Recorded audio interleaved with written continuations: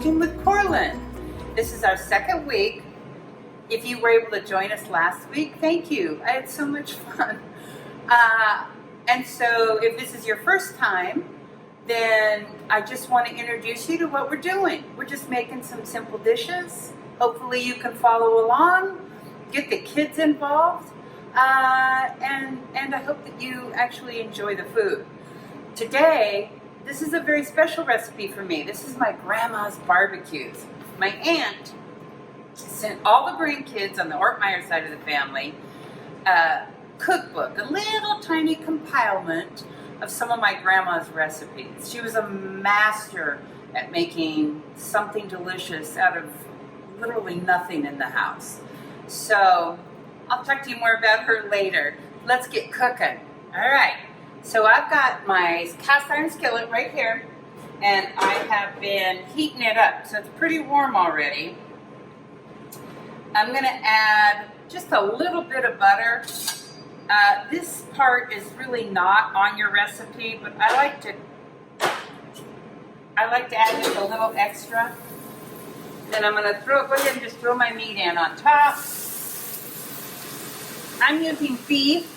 I've told you in the recipe you could use ground turkey if you'd like. I'm going to throw my onion in right now.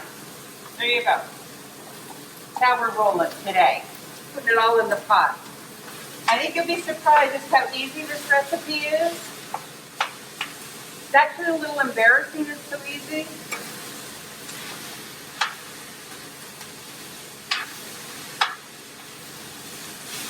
As I get this all mixed up, I want to tell you that this recipe has become a favorite for our ULV Food Network, and we have also made it. In fact, we made it just last Monday for our Hope for Home folks. So it's a favorite in the kitchen. I hope you enjoy it. We're just going to brown up our meat, get it good and cooked. I like to add my salt and pepper as my meat is browning. So I'll do that now. Not sure what I had you guys do on the recipe I developed for you, but you need at least a good pinch of pepper and a couple good pinches of salt. I use kosher salt. I prefer it. All right, let's get this browned up, shall we? Try to do it without catching my towel on fire. That would be terrible. As this is going, I want to tell you about my grandma Ortmeyer. First of all, she was the cutest thing in the whole world. She took her job as the pastor's wife very seriously. In fact, I can remember my dad saying once, you know, we never had a Sunday meal alone. Our house was always open. We had parishioners, and often we had boarders in our house trying to keep enough money in the coffers, so to speak. So I think it's special that we can use this recipe to feed people that want to be part of our community and we want to be part of theirs. All right, let's keep going. The story behind this recipe,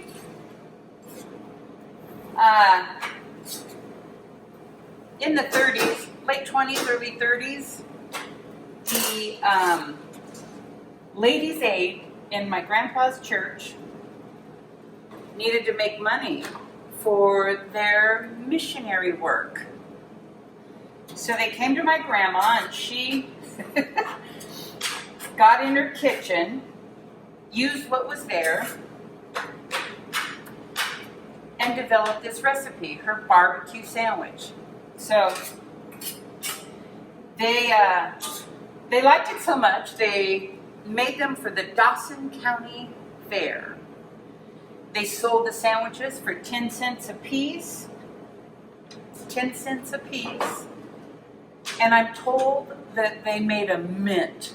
Now, I don't know how many sandwiches you have to sell at 10 cents a piece to make a mint, but apparently they did. Still makes me laugh. Makes me laugh every time I read this story. Oh man. My dad used to tell lots of stories about Ladies' Aid and booths at the fairs, trying to make some money.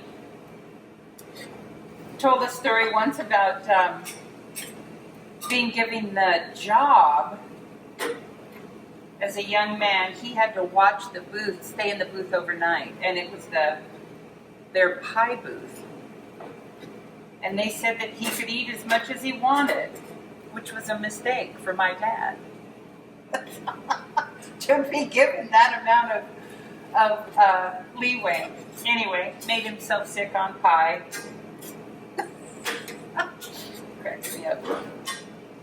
Okay, as we're going, keep an eye on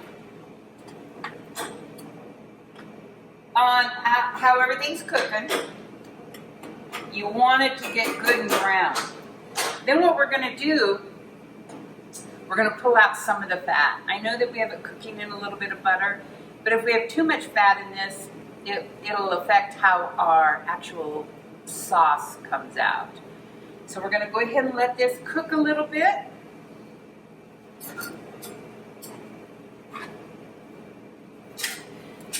Oh my gosh.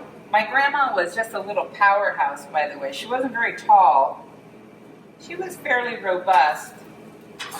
And man, she could use a wooden spoon like nobody I ever met.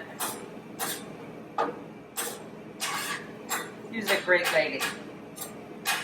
All right, I'm going to rush mine along just a little bit. If you're making this at home at the same time that I'm cooking, you don't need to rush yours. The recipe I gave you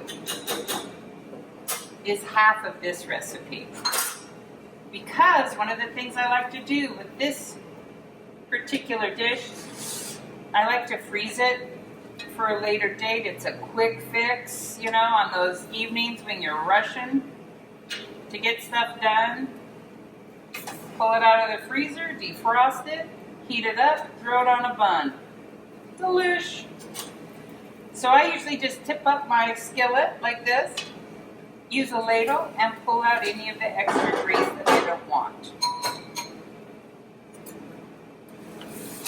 Now at this point, I think we'll go ahead and start to get going on the rest of our recipe. Okay. Now I want you to add the butter, the tablespoon of butter. Go ahead and throw that in on top of your meat. And once that starts melting, mix her around. Try to get a little bit of butter on everything.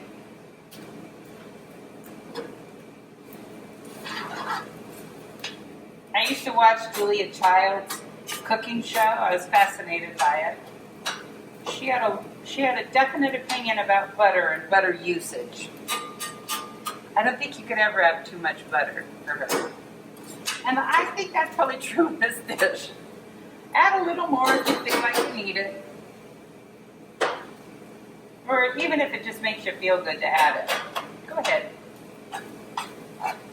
Okay. Oh, this is getting good. All right. Now that our butter is melted, go ahead and turn your temperature down just a little bit. It should be on about a medium. And we're going to add our flour.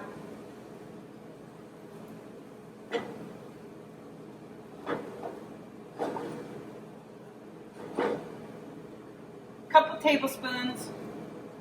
Just mix it around. There you go.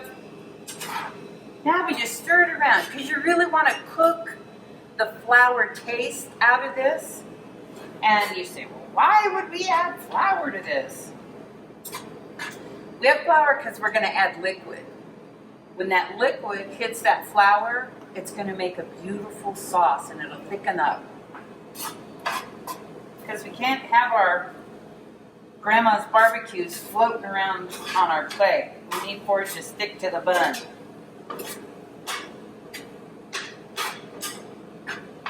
So you need a good solid minute, maybe 2.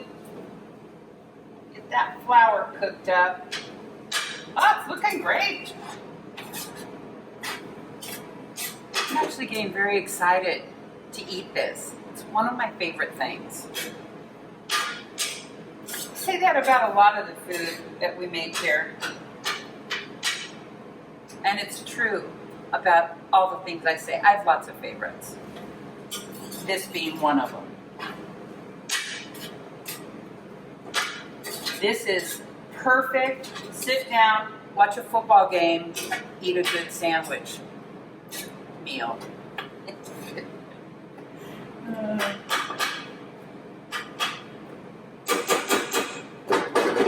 Okay. That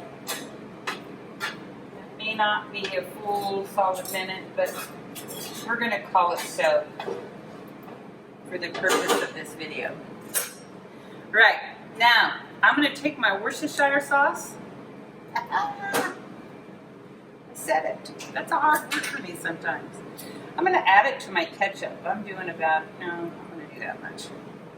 I think I have you adding about a tablespoon, maybe, or a teaspoon, maybe not quite as much. And again, some things are personal taste.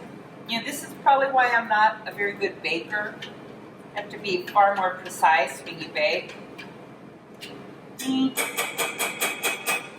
Just more of a cook. There we go. Add our ketchup, our Worcestershire.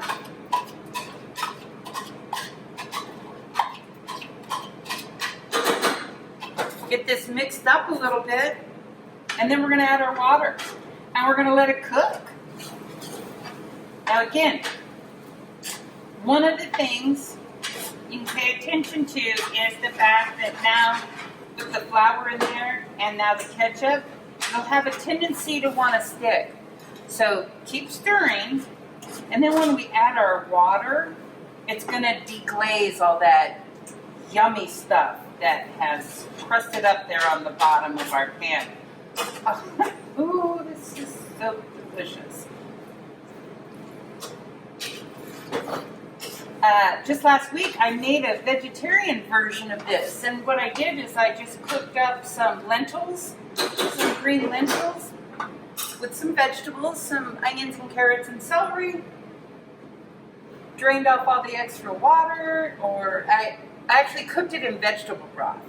And then I followed the recipe from this point on, where I just pretended like it was meat in the bottom of the pan and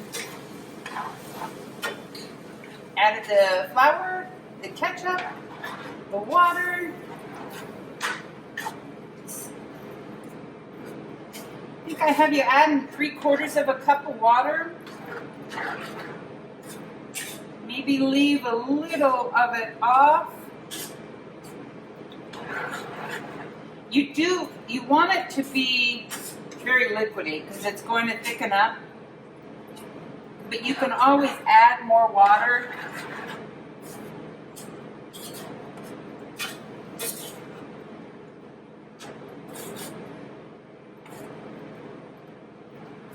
Okay. So here's where we're at. We have this beautiful mixture cooking up. We're going to leave it on a nice simmer. Once we get it hot enough, I usually forget to tell you that part. Make sure everything gets hot, almost starts to boil, then we kick it down to a simmer.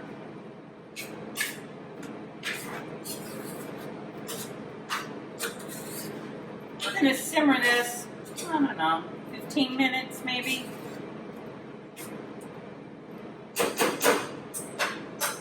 Honestly, I could just take a spoon and eat it right now. I'm going to let it cook.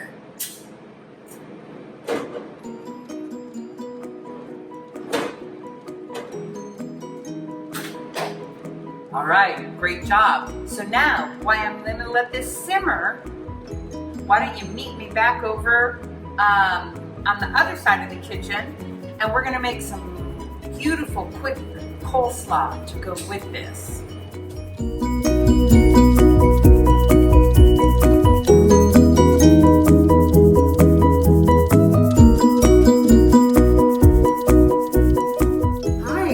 Okay, let's do this quick slaw because I know you're all ready to dive into those grandma barbecues like I am. All right, now, hey, if kids are in the house, here's a really good job for them to go ahead and grate up the carrot.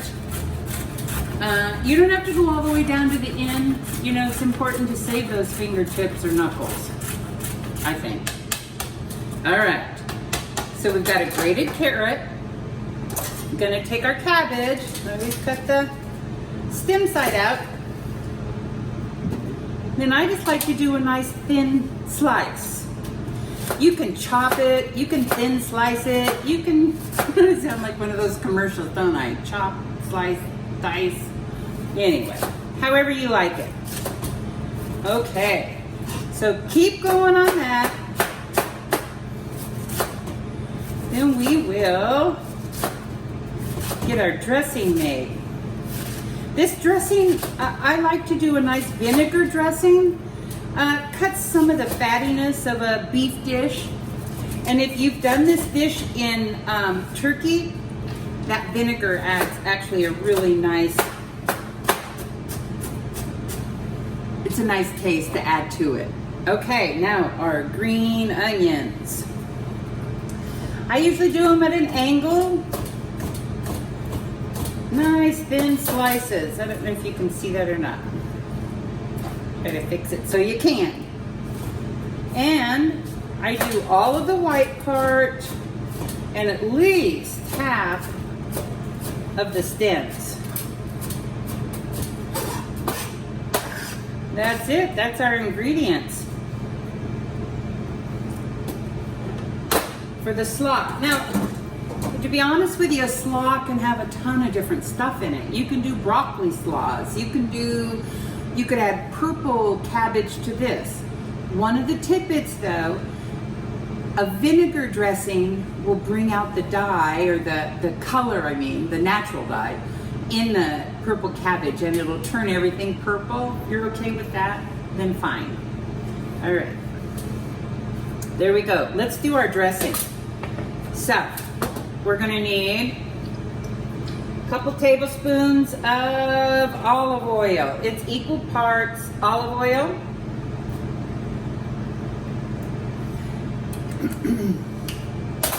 to equal parts apple cider vinegar. I use organic stuff, so sometimes there's residue on the bottom. You just want to shake it up a little. There we go.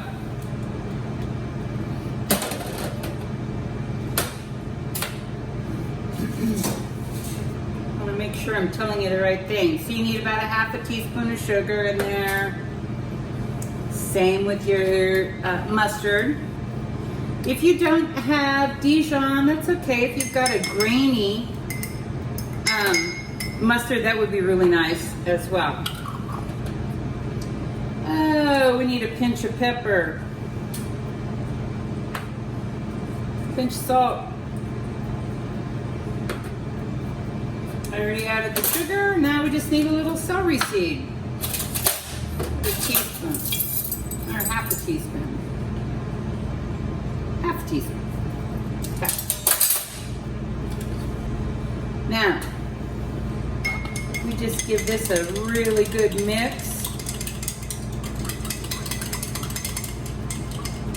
Usually I like to go ahead and make my coleslaw, get my dressing on it, throw it in the fridge for a few minutes before we sit down to dinner. So, I'm gonna move this out of the way and go to a little movie magic. Here's our slaw already made. Now, you know what I say? Let's build a plate of food. Okay, so there's our slaw. Let me grab a plate.